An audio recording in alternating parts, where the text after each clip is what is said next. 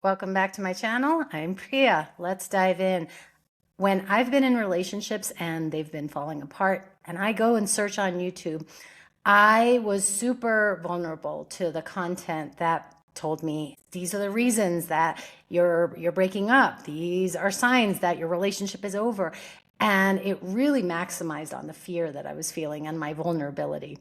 So that is not my intention with you. My intention is to share from a place of personal experience. And what I'm going to talk about today are 5 signs that your relationship might need some help, even if you're just starting out. Let's dive into this conversation. My good friend met this guy about 6 months ago, in love. And then slowly I stopped hearing from her and I was taking it personally. I was hurt that, she was upset with me because I didn't talk to her for a while when I was in a relationship. So how come it was okay for her to do the same thing to me?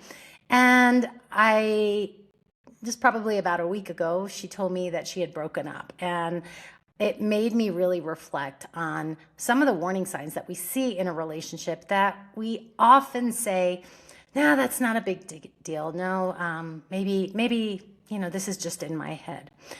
So one of the first things that we're going to talk about, jealousy.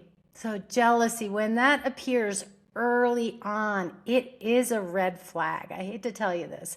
It's a red flag that there's an issue that is unresolved, that is causing this jealousy. When you're getting into a relationship with somebody, you're getting into that relationship because you want to get to know each other. There's an attraction there. Hopefully it's beyond physical attraction and there's something intellectual that you're finding attractive about each other. But when that jealousy appears, it can definitely sideswipe you. You don't know what to do when it happens. And in my experience, when that jealousy showed up from the other person, and I was in these relationships longer, then I started to become very jealous. And I thought, well, maybe I'm a jealous person. No, it was the effect of being in that dynamic. What does that jealousy look like? Well, you could get a text on your phone, and next thing you know, the person's like, who's that? What's going on? Who was calling you? And there's this sense of jealousy, and there's this sense of you've done something wrong because you answered your phone. Jealousy is unresolved trauma within our own bodies. Now, anybody can be jealous. Anybody can feel jealousy, right? In a nice, aligned, perfect state, and we feel whole inside, and we feel that peace and joy that we strive towards, then that jealousy doesn't exist because you say, hey, this is my life. This is what I'm choosing. You become the creator of your own life. But when you're unaware of those dynamics, jealousy can really be such a toxic dynamic. It could stop you from talking to your friends. It can stop you from going and hanging out with the people that love you the most. It can stop you from engaging in conversation with people, even if you're a social person. I can definitely share a lot of experiences where jealousy came up, but the other person said, no, I'm not, what are you talking about? I don't get jealous. Meanwhile, they were upset that I picked up my phone and looked at it and put it down. They created a story in their head what that was about and proceeded to drive home in a very dangerous way that put my life at risk because they were texting and they could not confront the fact that they felt jealous about something. And they could have easily asked me, who was that? And I could have easily said, oh, that was so-and-so. When that jealousy comes up, you will also find that you're not telling the truth because you're afraid of that jealousy coming up. There's so many different ways. I mean, all of these 5 things that I'm going to talk to you about today, they're intertwined. They're interconnected, and it's not just one or the other. So let's move into the second thing. So after jealousy, control. So when somebody is feeling that jealousy, they feel insecure. A lot of times the one person in the relationship, now this isn't just directed at men, so this is for anybody who's in those dynamics.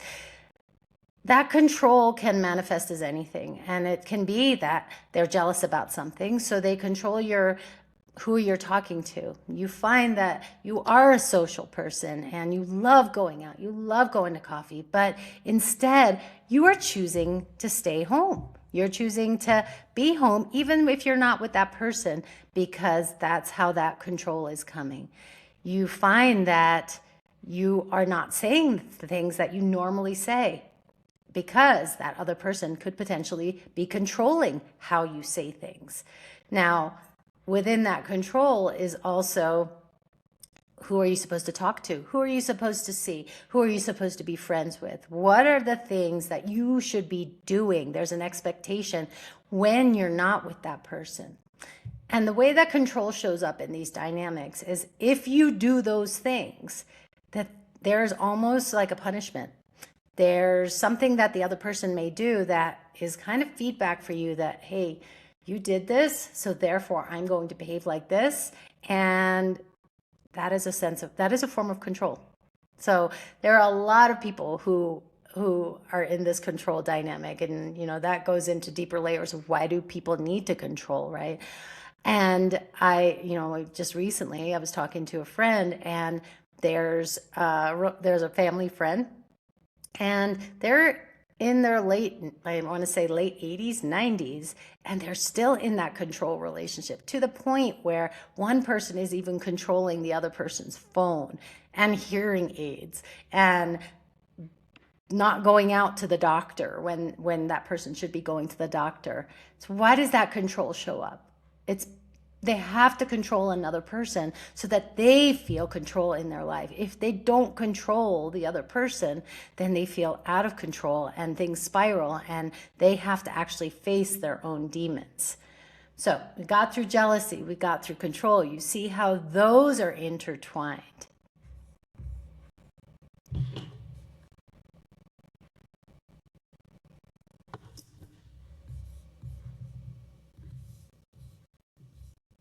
Now, let's talk about the third one. That's their behavior when they're not with you. Now, this is a form of control. You could see how this is connected. So with my friend who said she'd just gotten through the breakup, when she wasn't with her partner, there was a change in behavior. And my friend said, hey, there's something weird. I'm talking to you, and normally it's free flowing, but when you leave, there's a dynamic that I just can't pick up on. And it's usually when you're not with me. And that is a form of control. That is another red flag that I want you to be aware of. When you're not with them, their behavior changes, and not for the better. Distance, when it's a healthy relationship, should create curiosity and should create conversations where you're talking to the person and, you're maybe 2 hours from each other. Or maybe it's a longer distance than that. Or maybe you're in the same town, you just can't see each other every day. Now, when you're not with each other and you get on the phone, you should be able to have those conversations like, what did you do today? And I miss you, and get to know each other. But sometimes people can't handle the fact that they're not with you and that you maybe have a life without them. So they change their behavior. Now, this can be construed as gaslighting. Yeah, I'm just trying not to use those terms. I'm trying to explain it. That behavior, maybe they are a little standoffish. Maybe normally, and you just spent a weekend with them, they were so bubbly and so affectionate, and then now you're talking to them and their tone has completely changed. And they are telling you that it's in your head. Now there's where the gaslighting comes in. Do you see the jealousy, the control, and now the gaslighting, how it plays into it? They are telling you that it's in your head. Like you try to tell them, hey, is everything okay? Yeah, I'm fine. Well, you're acting a little weird. I'm not weird. You are. Have you ever had those kind of conversations and you're just like, I have no clue where this conversation is going. And I have no clue where this conversation came from because we were just fine. And this often comes from the control. This often comes from the jealousy, the insecurity that they don't have you at all times. And it's possible that they are bringing the past, their own dynamics and other relationships into this current relationship with you. And therefore you're reaping the benefits of their past. And those aren't great benefits. It's more like you are having to take the punishment for what they've experienced from these other people. Now, in a healthy person, they will actually come to terms with those things and say, all right, you know what? I was taking it out on you because this happened in my past. There's something here that's deep within me that I need to work on. In an unhealthy dynamic, in an unhealthy person, guess what they're going to do? They're going to continue this pattern and going to tell you that it's in your head. So I've got to tell you right now, it's not in your head. If you feel that there is a change in behavior, if you're picking up on some energy shifts, you're right. I want you to trust your gut. If they're telling you it's in your head, there is your red flag right there, because it's not. It's not. That is your intuition. That is your gut telling you that, hey, Houston, we have a problem here. So that is it. You could see how the jealousy, the control, and the gaslighting all flows together. The next one that I want you to be aware of is comments about your appearance. Now, this might seem like something that seems mild, something that you're not fully aware of, because often when you're getting into a relationship, you're getting love bombed. And hopefully you're love bombing the other person too. So sometimes this can show up as, hey, you look so nice. I love that outfit on you, but I love that one better on you. Well, it's your body and it's your outfit, so you should be able to choose whatever you wear. It could be comments about your hair. Well, I like your hair. I just like it when it's longer. It could be comments about your body. So obviously when they met you, they know what you look like. And if, for example, another friend of mine was dating someone and went over, he said he was going to cook for her. And he said, oh, I made this low fat for you, but so that you can try and lose weight. She didn't say anything about being on a diet or that she was trying to lose weight.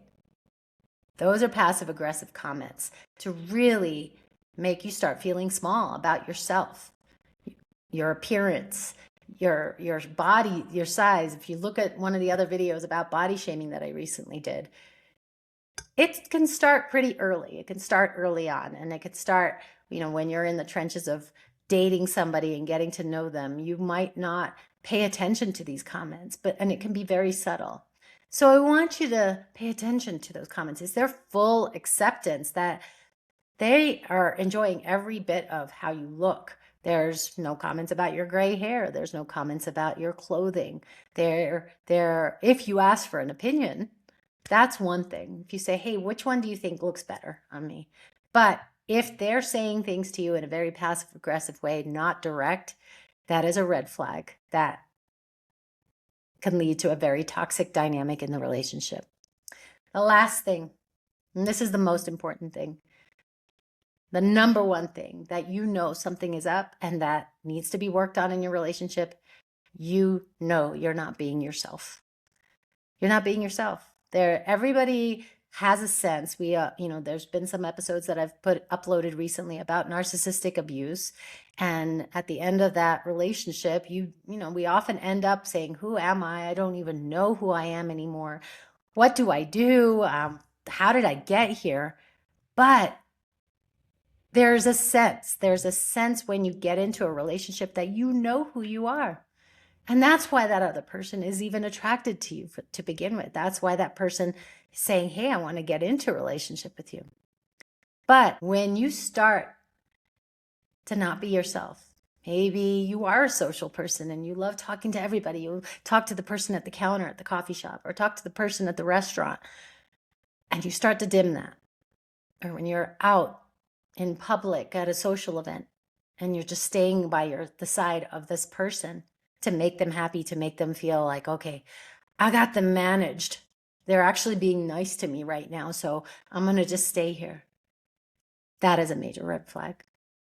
You don't ever want to lose who you are. You don't ever want to stop being who you are for someone else. That is their issue. If they met you and want to date you, obviously it's because of who you are. But then some people get so intimidated by who you are that then they want to control it through the jealousy, through the manipulation, through the gaslighting. So These are the 5 things that are red flags. Doesn't mean your relationship is over. It just means that there's a lot of work to do. So if you like this episode, click like, subscribe, and share this channel with anyone who you may feel will benefit from it. And I'll see you on the next video.